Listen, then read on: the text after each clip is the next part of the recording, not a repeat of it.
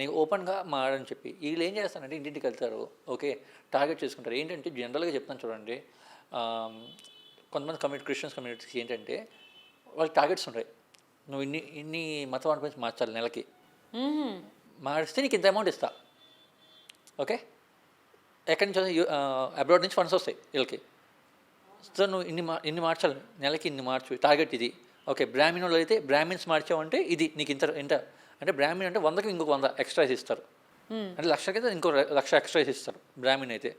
నార్మల్గా ఇంకొకరు అని చెప్పి వీళ్ళకి ఏం చేస్తారంటే 5,000 10,000 మాకు ఫస్ట్ కొట్టేస్తారు.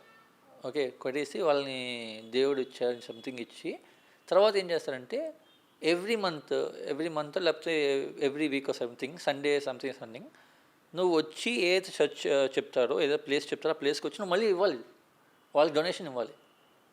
నువ్వు సంపాదించే దాంట్లో ఇంత పర్సెంట్ నాకు ఇచ్చేయాలి. ఇది ఒక రూల్. క్రిస్టియన్స్లో చాలా మంది రాధామోహన్ దాస్ గారిని పాపం అందరూ అంటారు, ఎక్కిరిస్తుంటారు.